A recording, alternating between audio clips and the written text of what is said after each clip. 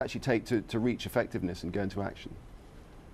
It's really tough to tell because there aren't, there's not a benchmark for that to look back and say, okay, the last no-fly zones, 3 no-fly zones took 2 days.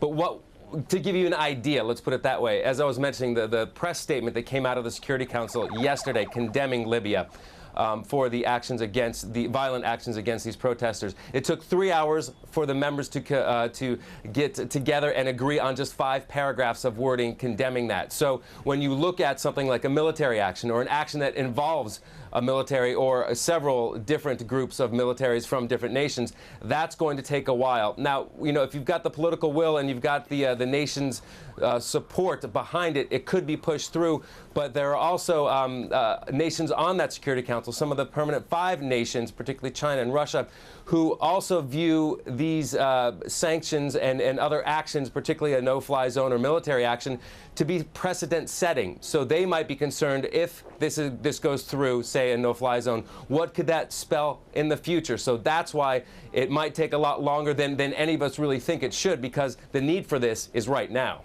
All right, Scott, thanks very much indeed. Scott Heidler at the United Nations. That's it for now. All eyes back on Washington, on Barack Obama. In round about an hour, he's scheduled to speak around about 22:15 GMT. We'll see what happens. Timing, let's go back to Doreen in Doha. All right, Nick. Yes, we'll be waiting for that, bringing it to you here on Al Jazeera. But meanwhile, 3,000 Turks rescued from the violence in Libya by ferry are on their way home. But there's still at least another 20,000 left behind. Anita McNaught has more from Istanbul. Exhausted, relieved and safely on their way home aboard a Turkish ferry, some of the 3,000 Turks who'd taken refuge for days at a sports stadium in Benghazi. More than 25,000 Turks are working in Libya. So far, only 6,000 have got out, many with harrowing tales. Soldiers came from Africa and they clashed with people right away. Many died. Thank God, no Turkish nationals were hurt, but our construction sites were looted. But Turks have become casualties, the foreign minister confirming 1 Turk died and acknowledging reports of scuffles.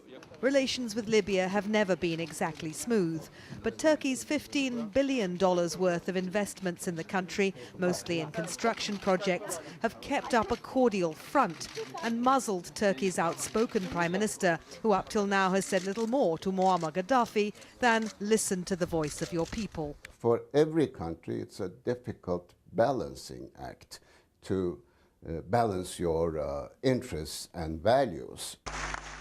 But Prime Minister Erdogan was criticized, even mocked in Turkey, for accepting the Gaddafi Prize for Human Rights in November last year. It came with $250,000. Many are now asking when he's going to give it back. Erdogan's acceptance of the Gaddafi Human Rights Prize was not the proper thing to do. But on the other hand, I think it is only natural that Turkey tries to, get as much economic interest as possible out of Libya. What's clear is that while there are still at least 20,000 Turks in Libya, whatever the Turkish government really thinks, it's not saying in public until all its people are out of danger. Turkey is one of several countries the Gaddafi regime has accused of being behind the uprising in Libya. Information coming from Turks trapped on the ground tells a rather different story of ordinary Libyans protecting Turkish workers and their families from the violence raging around them. Anita McNaught, Al Jazeera, outside the Libyan consulate, Istanbul. Still to come on Al Jazeera, we'll have all the latest from the web desk with Imran Khan.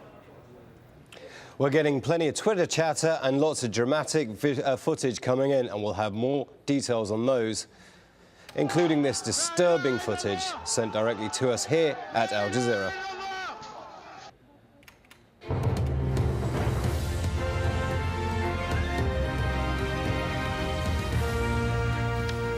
In New Zealand, rescue efforts are continuing, where hundreds of people are still missing following Tuesday's earthquake in Christchurch. But hopes are fading for more survivors. There have been more than 100 aftershocks, and both the airport and parts of the city hospital remain closed as well. Andrew Thomas reports. The rescue efforts continue, but with each passing hour, hopes fade. Here, where there stood a 6-storey building containing a TV station and a language school, now just smouldering rubble. There's no chance any more people can be pulled alive from here. Between 50 and 80 were inside when it fell. Elsewhere, though, there is still a faint chance more survivors can be found. At one city centre office block, a woman was pulled alive from the rubble after more than 25 hours trapped. This dramatic footage, filmed on Tuesday, shows the conditions under which rescuers are working. Dark, dangerous, but the result here, a life saved.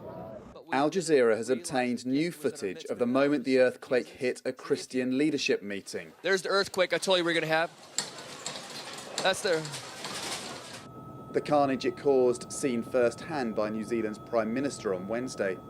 All New Zealanders have a piece of our heart in Christchurch.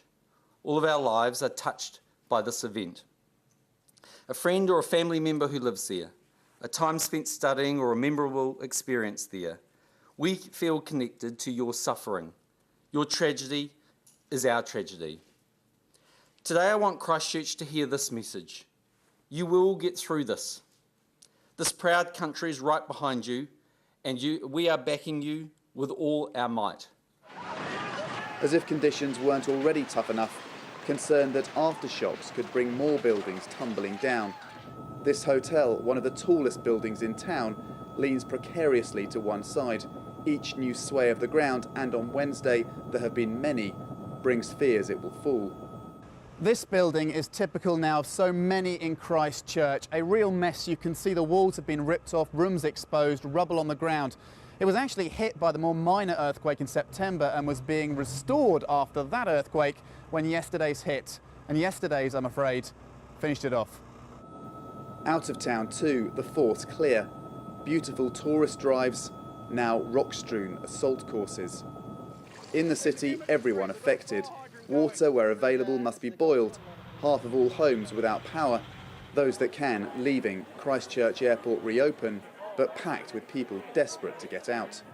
New Zealand is one of the least populated countries on Earth, famous for its wide open spaces. The terrible irony here, that this quake hit one of its most crowded places at one of its busiest times. Let's go live to Christchurch. Al Jazeera's Andrew Thomas is there for us. Andrew, what do you know? How are rescue efforts going? Well, some breaking news in the last few moments. There are signs of life in one of the buildings that was devastated by Tuesday's quake. So almost 48 hours after it struck, and rescuers confirming they are fairly sure that there is someone alive in one of the buildings. We believe that to be a chapel in the centre of the city, although they won't confirm the exact location. But that after almost 24 hours of very grim news. Lots of identification. Bodies probably are, but only one person pulled alive in the last 24 hours so far. The Canterbury television are totally devastated by the quake. I think you saw in my report there, there is no chance now, rescuers are saying, of anybody being pulled from there alive. And the other building where there are be lots of people, and at one point they were described